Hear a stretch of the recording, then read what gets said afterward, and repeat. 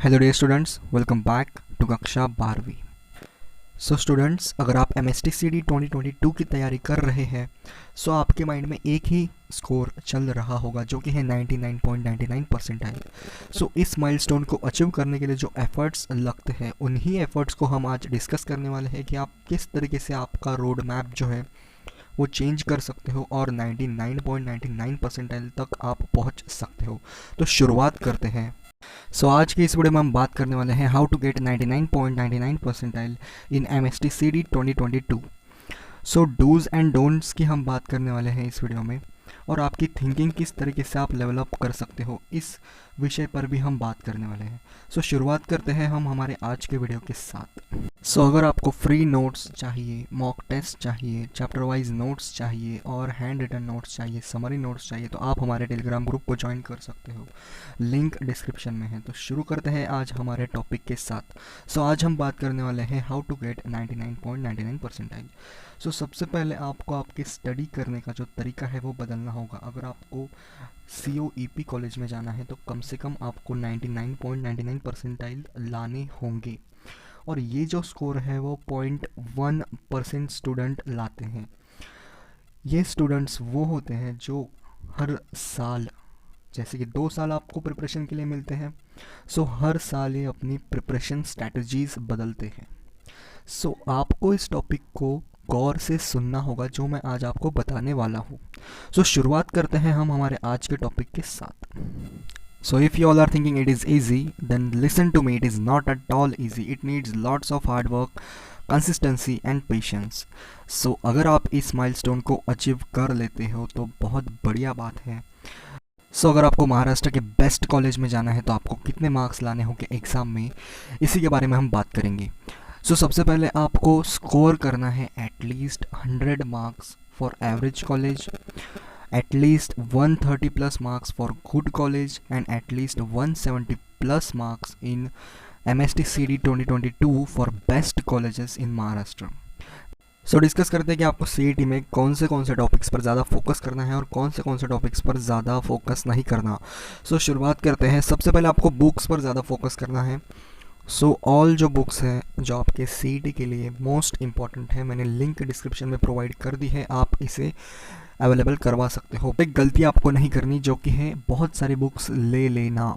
कई सारे बच्चे क्या करते हैं, बहुत सारी बुक्स ले लेते हैं, अरिहंत की ले ली, टारगेट की ले ली, तो ये आप ना करें क्योंकि एंड टाइम पर पूरे बुक्स सॉल्व नहीं होते। तो इसलिए आप किसी भी एक सेट को फॉलो कर सकते हैं, PCM या फिर PCB।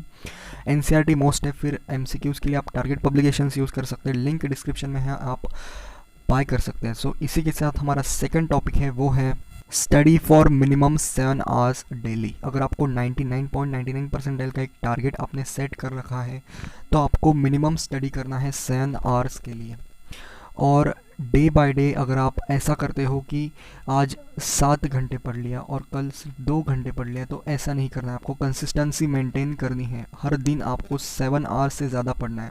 आपका टारगेट ये होना चाहिए कि अगले दिन से मैं ज़्यादा पढूं। ओके, बढ़ते हैं हम हमारे नेक्स्ट टॉपिक की तरफ। How to attempt MSTCD 2022 exam. कई सारे बच्चे क्या करते हैं, जब वो एग्ज़ाम हॉल में बैठते हैं तो वो पैनिक करते हैं। तो आपको पैनिक बिल्कुल भी नहीं करना, रिलैक्स रहना है और पेपर को अटेम्प्ट करना है। आप ऐसे भी कर सकते हो कि पहले फिजिक्स कर लिया, फिर मैथमेटिक्स, और फिर बायो या फिर केमिस्ट्री हो गया। तो इस तरह से आप अटेम्प्ट कर सकते हो, और आपको जो आता है वो आप फर्स्टली अटेम्प्ट करो, और जो आपको नहीं आता वो आप बाद में अटेम्प्ट कर सकते हो। और एक बात है जो कि है 20 क्वेश्चंस आप डेली सॉल्व करें MCQs के लिए। किसी भी सब्जेक्ट के वो हो सकते हैं, या फिर फिजिक्स के लिए हो सकते हैं, केमिस्ट्री के लिए हो सकते हैं, किसी के लिए बायोलॉजी के हो सकते हैं, किसी के लिए मैथमेटिक्स के हो सकते हैं। तो आपको डेली करना है किसी भी एक टॉपिक का, और किसी भी एक सब्जेक्ट के आप 20 क्वेश्चन सॉल्व करें डेली, और उन क्वेश्चंस को ऐसे सॉल्व करें जैसे कि आप MSTCD की एग्ज़ाम दे रहे हैं घर पे। जैसे जैसे आप MCQ सॉल्व करते हो तो आपके टाइम मैनेजमेंट में भी इम्प्रूवमेंट आ जाती है। नेक्स्ट टॉपिक है हमारा focus more on important topics. जैसे कि आप फिज़िक्स के लिए फोकस कर सकते हो फ्लक्स पे, ऐसे आपको इम्पोर्टेंट टॉपिक्स पे ज़्यादा फोकस करना है। सो नेक्स्ट है learn the art to solve MCQs quickly. So ये आर्ट है उन स्टूडेंट्स के लिए जिनकी प्रिपरेशन ज़ीरो लेवल तक है।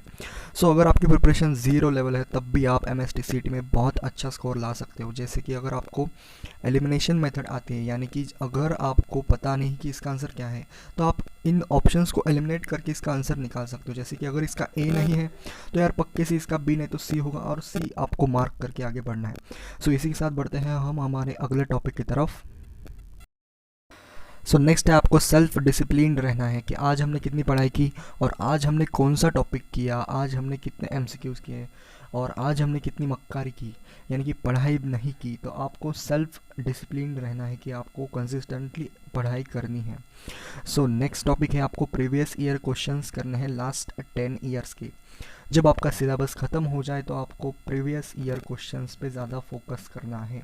एमएसटीसीडी 2022 के अगर हम बात करें, सो प्रीवियस ईयर पे अगर आप ज़्यादा फोकस करेंगे तो बहुत बढ़िया बात है।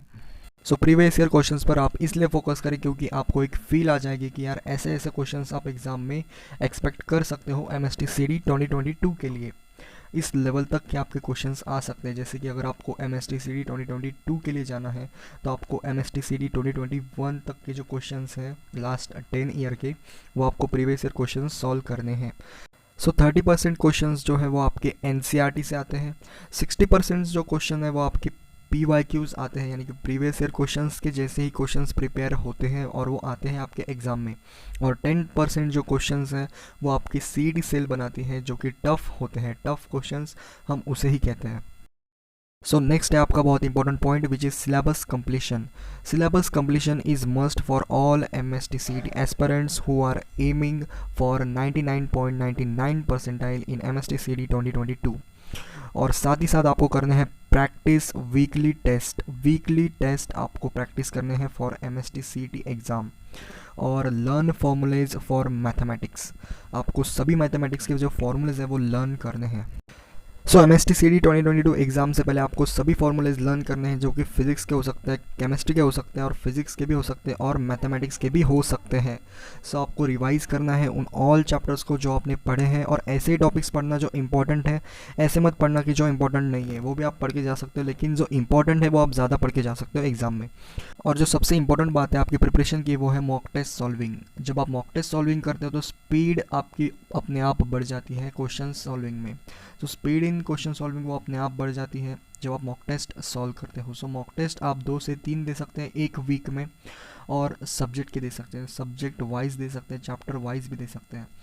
सो इसी के साथ यार खुद पर विश्वास रखो, खुद पर भरोसा रखो, और आपके जो 99.99 परसेंटाइल है वो आ जाएंगे। और सेल्फ डिसिप्लिन रहो।